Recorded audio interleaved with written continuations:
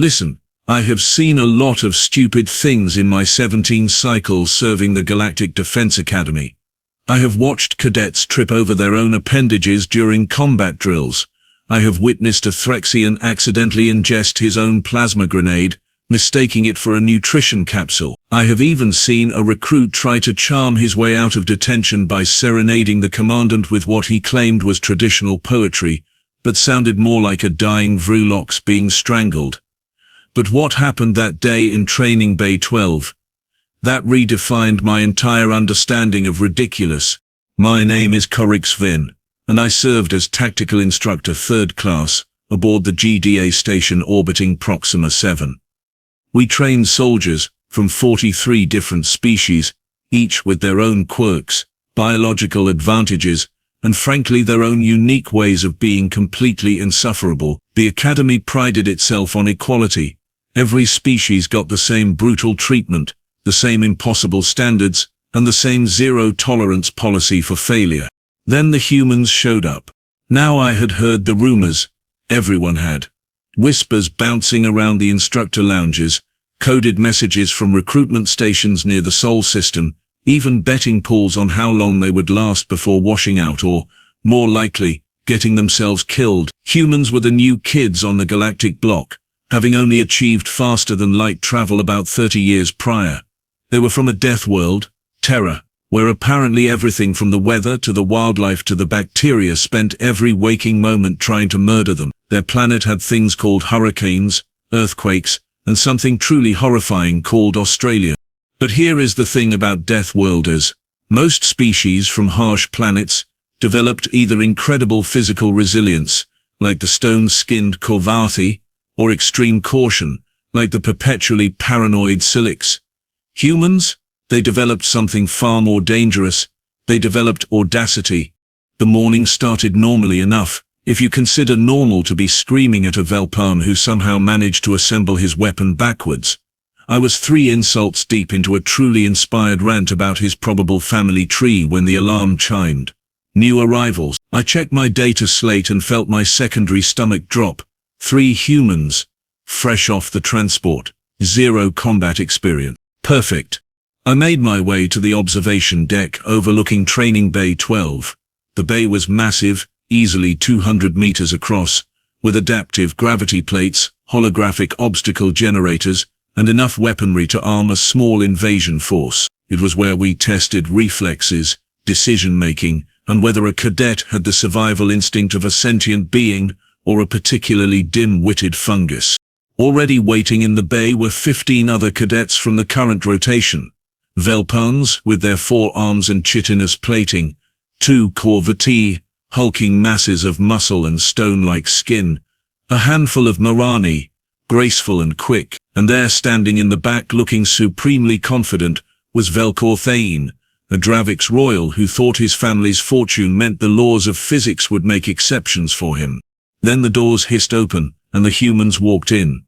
The first was tall, maybe 2 meters, with dark skin and hair cropped so short it barely existed.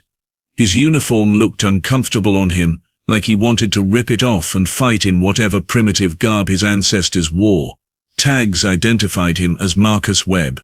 The second was shorter, stockier, with pale skin dotted with what humans called freckles and hair the color of rusted metal.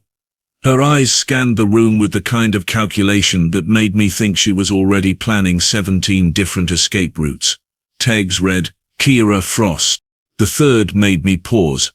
She was average height for a human, with medium brown skin and black hair pulled back in some kind of functional knot. But it was her eyes that caught my attention. Dark, sharp, and completely unimpressed. While the other 2 looked around the bay with barely concealed nervousness, she looked bored. Her name tag identified her as Nora Quinn. Velkor noticed them immediately. Of course he did. The Dravix have this insufferable need to establish dominance within 30 seconds of meeting anyone new. He sauntered over, his scales catching the overhead lights, making him look far more impressive than his actual combat scores warranted. Well, Velkor said, his voice carrying that particular smugness that made me want to assign him latrine duty for the next decade. The primitives have arrived. Tell me, Do you even understand how the weapons work, or should we start with something simpler? Perhaps blunt object. I understand your species used rocks for quite some time. Marcus looked like he wanted to respond with his fists. Kira actually smiled, which worried me more than anger would have.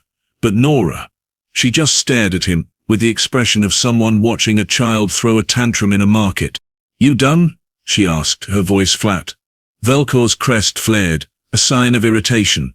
I am simply trying to establish the hierarchy. Humans are new, unproven, weak. You come from a backwater system with no military tradition, no combat legacy, no reason for us to take you seriously. Cool, Nora said. Can we start the actual training now? Oh, I liked her immediately. The Bay Master, a grizzled Korvathi named Gren, who had probably forgotten what joy felt like sometime during the last century, activated the training protocol. Hollows appeared throughout the bay, outlining the drill. Standard reflex test. Cadets would be randomly targeted by scanner bolts, low-power energy pulses designed to test reaction time and evasion capabilities. They did not hurt much, about the equivalent of a strong static shock, but they moved fast.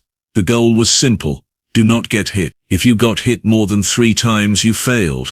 Rules are simple, Gren's voice boomed through the speakers. Move, think, survive. If you stand still, you will get tagged. If you are slow, you will get tagged. If you are stupid, he paused for effect, you will definitely get tagged. The cadets spread out across the bay. The Velpans clustered together, planning to use their numbers.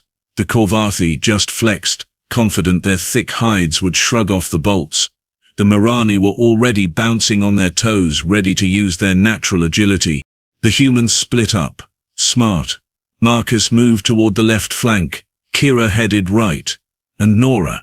She walked directly to the center of the bay and stood there, hands loose at her sides, looking up at the emitter arrays with the expression of someone waiting for a delayed transport. Is she broken? My assistant instructor, a Mirani named Sola, asked me. I genuinely cannot tell, I admitted. The drill started. Emitters hummed to life and the first volley of scanner bolts launched. Bright blue streaks of energy lanced through the bay at speeds that would make most species flinch. The Mirani dodged gracefully. The Velpans scattered like startled insects. One of the Korvathi just tanked a bolt directly to the chest and laughed. Marcus moved well for a human. Fast, aggressive, throwing himself into cover and rolling out just as bolts impacted where he had been. Kira was even better. Smooth and efficient, always 2 steps ahead of the targeting systems. And Nora? She still had not moved. She just stood there, watching the bolts crisscross the bay around her. 2 missed her by centimeters. Another passed so close to her head it should have singed her hair. She did not even blink. She is going to fail, Sola said. Or die, I added. Though I am not sure which would be worse for my paperwork. Then it happened. A bolt locked onto her, emitters charging with that distinctive high-pitched whine. The targeting laser painted a dot directly on her chest. Every instructor in the observation deck leaned forward. This was it. The human would learn a very quick, very embarrassing lesson about paying attention. The bolt fired. Fast. Brutally fast. The kind of speed that gives you maybe a quarter second to react if you are lucky and chemically enhanced. Nora's hand moved, not in a dodge, not in a defensive block. She reached out, almost casual, and caught the bolt mid-air. Her hand closed around the energy pulse like she was grabbing an insect, and there was a sharp crackling sound as the bolt discharged harmlessly against her palm. Smoke curled up from between her fingers. Every cadet in the bay stopped moving. Every instructor in the observation deck stopped breathing. Even Gren, who I had never seen show emotion beyond mild irritation and profound disappointment, made a sound that might have been surprise. Nora looked at her hand, at the dissipating energy, then up at the observation deck. Directly at me, her eyes locked onto mine through the transparisteel, and she smiled. Not a friendly smile, a smile that said she knew exactly how impossible what she just did was, and she did not care.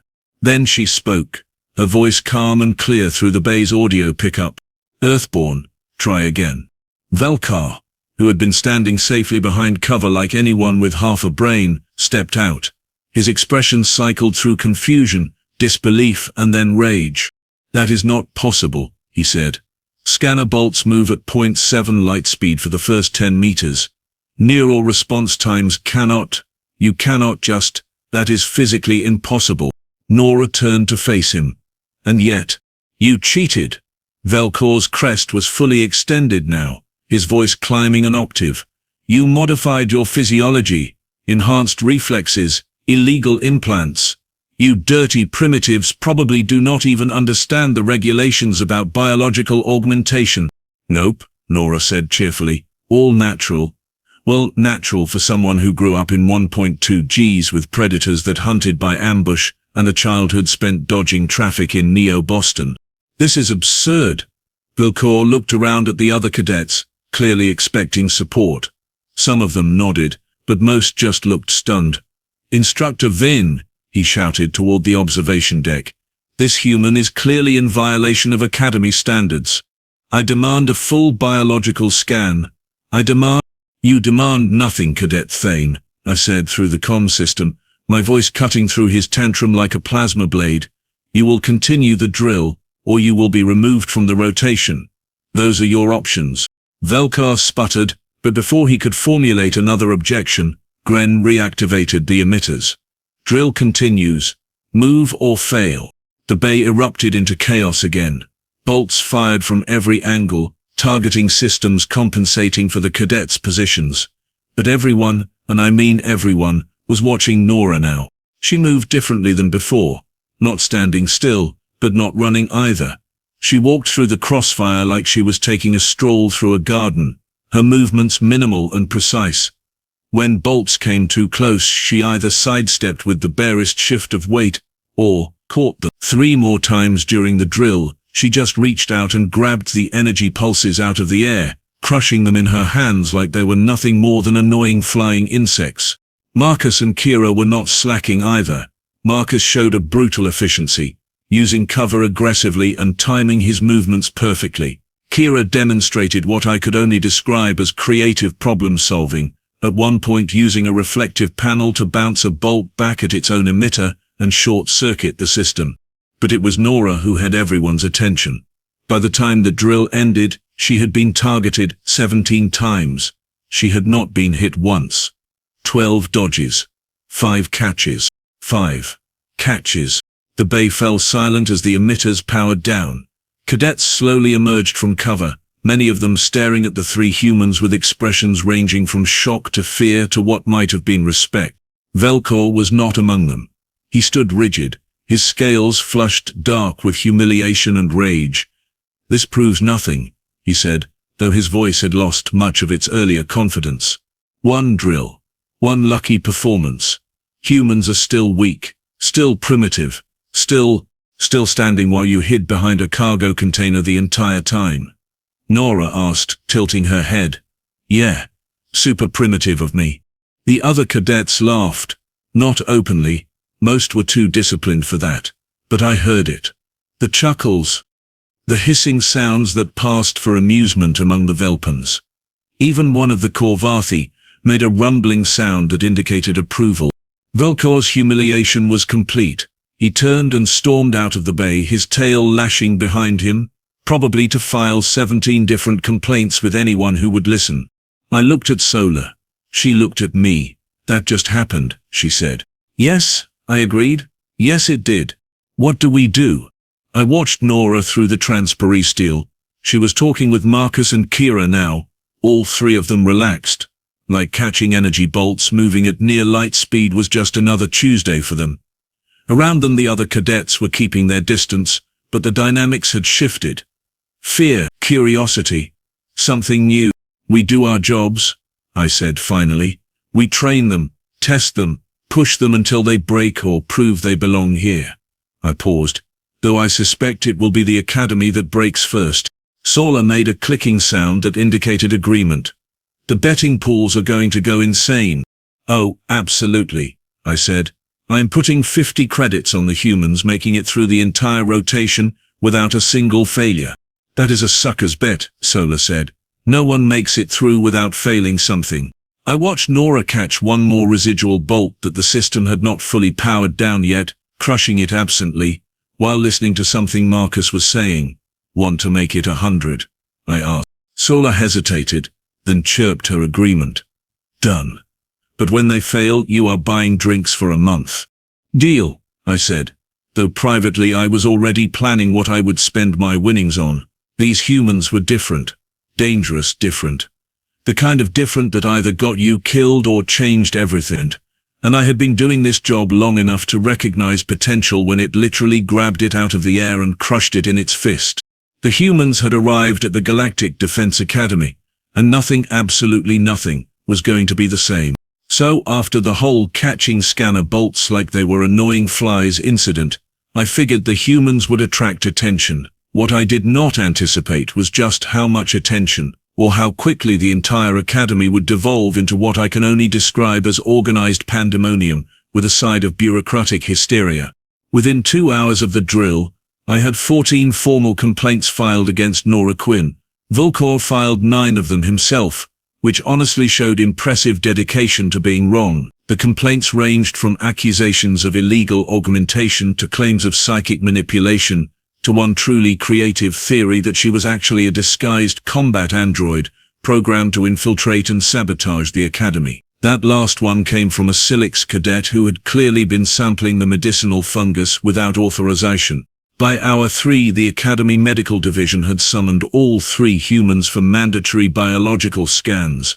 By hour 4, the results came back, and the Chief Medical Officer, a perpetually exhausted Velpan named Dr. Rixis, sent me a message that consisted entirely of question marks, and what I interpreted as the written equivalent of a nervous breakdown. I found him in his office, surrounded by holographic displays showing human biological data, all of which he was staring at like they had personally insulted his ancestors. Explain this to me, he said without preamble, gesturing at the screens. Please, use small words because my brain has apparently stopped functioning. I looked at the data, heart rate, neural conductivity, muscle density, reaction times, all within normal parameters for humans, according to the baseline data we had received from Earth's medical databases. What am I supposed to be seeing? I asked. Normal, Arixis practically shouted. It is all completely normal. No augmentation, no genetic manipulation, no cybernetic enhancement. She caught energy bolts moving at 70% light speed with her bare hands, and according to every scan I have, she is just a regular human. Maybe regular for them is different from regular for us, I suggested. Rixis pulled up another display. Their planet has 1.2 times standard gravity. Their atmospheric pressure is higher. Their temperature ranges are insane. They have persistent predation instincts, which means they literally evolved to chase prey until it died from exhaustion. Their bodies produce a natural painkiller, called adrenaline, that lets them ignore injuries that would incapacitate most species. And apparently their neural pathways are so aggressively optimized for threat response that they can process and react to danger faster than species with significantly more advanced evolution. So what you are saying is, I said slowly, death worlds produce death species. Yes, Rixis threw his hands up, except nobody told them that. They think they are normal. I interviewed Quinn after the scan. You know what she said when I asked how she caught the bolts? She said, and I quote, I played softball in high school. Softball. Apparently that is a game where they throw hard spheres at each other at high velocity for recreation. I felt a headache forming behind my eyes. Did you scan the other 2? Webb has bone density that would make a Corvi jealous and muscle fibers that should not exist outside of engineered combat species. Frost has spatial awareness scores that rank in the top percentile of every species in the database, and reflexes that border on precognitive, and again all completely natural for humans. He sat down heavily. Instructor Venn, I have been a medical officer for 22 years. I have treated species from 71 different worlds, and I am telling you right now, humans are the most terrifyingly over-engineered biological weapons I have ever encountered, and they evolved that way by accident because their planet kept trying to kill them. Are they dangerous? I asked. though I already knew the answer. To enemies? Absolutely. To themselves? Probably. To the fabric of galactic military doctrine, he laughed. A slightly unhinged sound. Oh, definitely. The question is not whether they are dangerous, Instructor. The question is whether we are prepared for what happens when you give Death Worlders military training and turn them loose on the galaxy. I left medical with significantly more questions than answers and made my way back to the training wing. The humans had been assigned to Standard Combat Rotation 7, which meant they would be running drills with the same group from Training Bay 12. I had a feeling Velkor was going to make this as difficult as possible, which meant I needed to supervise before someone did something stupid and fatal. I arrived at Training Bay 5 just as the next exercise was beginning. Hand-to-hand combat assessment. Cadets were paired randomly by the system, and they would spar under supervised conditions using impact-dampening fields to prevent serious injury. The goal was to assess fighting instinct, tactical thinking, and adaptability. The first few matches were standard, a Mirani demonstrating superior agility against a Velkor.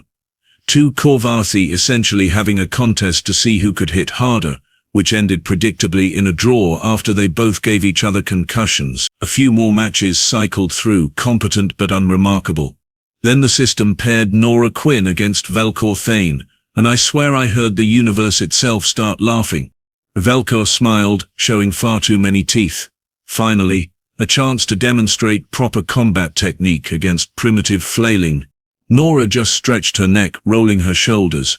Sure, let's go with that. They entered the sparring circle. The impact-dampening fields hummed to life, bathing both fighters in a faint blue glow. Gren gave the signal to begin. Velkor attacked immediately, which was tactically sound.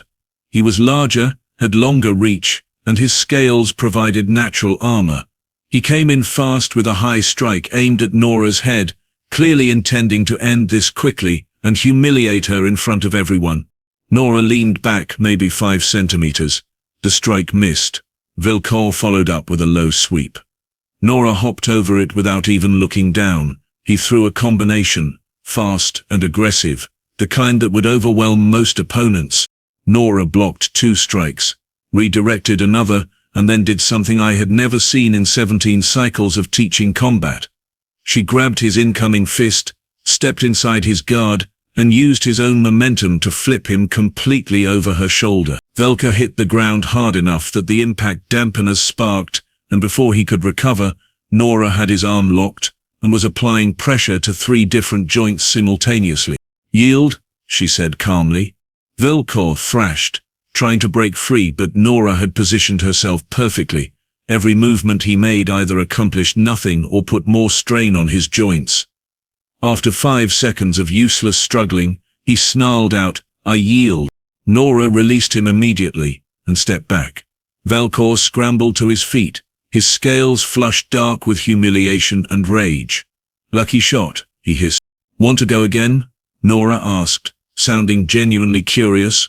"Yes," Velkor snapped. "Best 2 out of 3. They squared up again. Gren looked at me through the observation window. I shrugged. If Velkor wanted another lesson in humility, who was I to deny him? The second match lasted 8 seconds. Velkor tried a different approach, more defensive, waiting for an opening. Nora created one by faking a high kick and then sweeping his legs when he raised his guard. He went down. She had him in a submission hold before he finished falling. "Yield," she said. "This is absurd," Velkor shouted, but he yielded.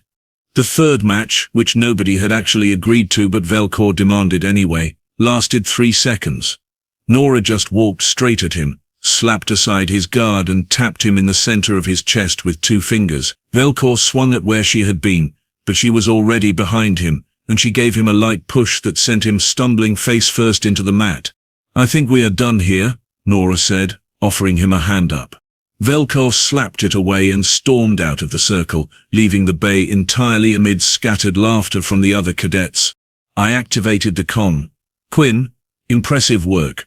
Where did you learn to fight like that?" She looked up at the observation deck. "My mom runs a self-defense school in Neo-Boston. I have been training since I was 6. Also, I wrestled in high school and did mixed martial arts in college." She paused, Is that going to be a problem? No, I said, though privately I was making notes to review Earth's combat sports because apparently their children learned to fight for fun. Continue with the rotation. The next pairing put Marcus Webb against a Corvathi named Thord, who outweighed him by at least 80 kilos and had skin that could shrug off most kinetic impacts. Everyone watching assumed this would be a quick demonstration of why mass and natural armor matter in combat. Everyone was wrong. Marcus did not try to overpower Thord. Instead, he spent the entire match moving, staying just out of range, landing quick strikes to joints and exposed areas, and generally fighting like someone who understood that you do not punch a boulder, you find a way around it. After 3 minutes of this, Thord was exhausted, frustrated and slow. Marcus slipped past his guard and put him in a chokehold that had the Corvathi tapping out within seconds. "Where did you learn that?" Thord asked after, sounding genuinely curious rather than upset. "Army training," Marcus said. "Signed up when I was 18. Did 2 tours before I applied here. They teach you pretty quick that size does not matter if you are smarter and faster." Kira Frost got paired against a Mirani who was famous in the academy for being undefeated in sparring. The match went to a draw after 5 minutes of both fighters being too fast and too technical for either to gain a decisive advantage. They ended up laughing about it afterward and traded techniques like they were swapping recipes. By the end of the combat rotation, the dynamics in the bay had shifted completely. The humans were not being dismissed anymore. They were being watched, studied, and in some cases actively avoided by cadets who had spent the last few hours realizing that soft skin and no natural armor did not mean weak. I filed my daily report that evening, trying to figure out how to explain what I was seeing. The humans were not just competent. They were adapting faster than any species I had ever trained. They asked questions, experimented with techniques, and most importantly, they learned from every single interaction. 3 days later, the Academy announced the midterm evaluation. A full combat scenario in the simulation bay. Teams of 5 would be dropped into a hostile environment and required to complete an objective while defending against adaptive AI opponents. It was designed to test teamwork, strategy, and performance under pressure. Failure rate was typically around 40%. The humans got assigned to a team with 2 Velpans and a Mirani named Kess, who had scored well in individual drills, but struggled with group coordination. Not the worst team, but not the best either. I watched from the control room as their scenario loaded. Urban warfare. Collapsed city. Objective was to reach an extraction point 3 kilometers away while enemy forces hunted them. The AI would adapt to their tactics, learn their patterns, and escalate difficulty based on performance. The scenario started. Most teams would spend the first few minutes establishing a plan. The humans spent about 30 seconds. Kess, you take point. You are fastest and have the best eyes. Marcus, rear guard. Kira, you and I will cover flanks. You two, Nora addressed the Velpans, stay center and call out threats from elevated positions when we find them. We move fast, stay quiet and do not engage unless necessary. Questions? Nobody had questions. They just moved. And they moved well. Kess led them through the ruins with precision. Marcus covered their backs like he had eyes in the back of his head. Kira and Nora worked the flanks so smoothly they could have been reading each other's minds. The Velpans, energized by actually being included in strategy, performed better than they ever had in previous drills. The AI sent the first enemy squad. Standard flanking pattern. The team did not engage. They went to ground, let the enemy pass, and continued moving. Smart. Conservation of resources. The second encounter was unavoidable. Enemy squad blocking the direct route. Most teams would fight through. The humans had Kess scout an alternate path through a collapsed building.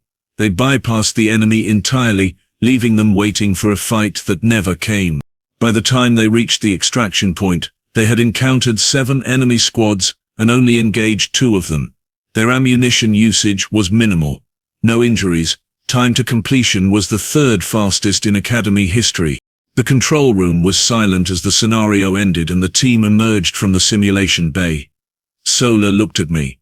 That should not be possible with that team composition. No, I agreed. It should not. The humans did something. Yes, They led. They adapted.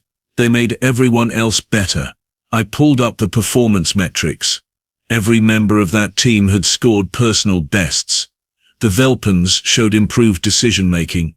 Cass demonstrated confidence she had never shown before. They did not just complete the scenario, they elevated everyone around them. Word spread fast.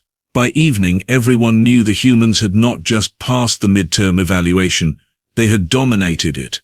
More importantly, they had done it by making their team better, which was a concept that some of the more arrogant cadets like Velkor had never quite grasped. I found Nora in the mess hall that night, sitting with Marcus, Kira, and about a dozen other cadets from various species. They were trading stories, laughing, demonstrating techniques with hand gestures and enthusiastic sound effects. It was the kind of easy camaraderie that usually took months to develop. I sat down at their table uninvited. Everyone went quiet. As you were, I said. I am off duty. Nora raised an eyebrow. Are we in trouble? No, I am simply curious. You have been here less than a week, and you have already changed the entire dynamic of your rotation. How? She shrugged. We are used to being the new kids. Earth only joined the galactic community 30 years ago. Everyone still thinks we are primitives, so we have to prove ourselves constantly. It gets old, but it also means we learned pretty quick that you survive by being better, working harder and making allies instead of enemies. Marcus added, plus, on Earth we have this saying, there are no bad teams, only bad leaders. You put people in a position to succeed, give them clear roles, and trust them to do their jobs. Most people will surprise you. And if they do not? I asked. Kira smiled. Then you adapt. Figure out what they are good at and use that instead. Everyone has something they are good at. You just have to find it. I sat back, processing this. It was such a simple philosophy, but it ran counter to how most military academies operated. We focused on individual excellence, assuming that enough excellent individuals would create excellent teams. The humans were proving that backwards. Can I ask you something? Nora said, breaking my thoughts. You just did, but continue. Why do you think everyone underestimated us so badly? I mean, yeah, we are new to the galactic scene, but it is not like we are stupid or helpless. We built starships. We have functional societies. We passed all the entry requirements. So why did everyone assume we would fail? I considered the question carefully. Because most species get to the stars by transcending their origins. They develop technology that lets them escape their planet's dangers. Humans are different. You got to the stars while still being shaped by your planet's dangers. You brought the death world with you, encoded in your reflexes and instincts and cultural assumptions that makes you unpredictable. And most military institutions do not like unpredictable. So we are scary, Marcus said. Terrifying, I agreed. But also effective, and that combination is going to change things, whether the Academy is ready for it or not. Nora grinned. Good. I would hate to think we came all this way just to be boring. The conversation continued, but I excused myself and made my way back to the instructor quarters. Sola was waiting for me, holding a data pad. You are not going to believe what just hit my desk. Try me. Today has already exceeded my capacity for surprise. 3 more humans just arrived. Transfer students from the Earth Naval Academy. Their scores are even better than Quinn, Webb and Frost. She handed me the pad. And there are 16 more scheduled to arrive next month. By the end of the cycle we will have over 50 humans in the Academy. I looked at the data, feeling something between excitement and dread. 50 Death Worlders, with military training and something to prove. Are we ready for that? Sola asked. I thought about Nora, catching scanner bolts. Marcus outsmarting AI opponents. Kira making everyone around her better.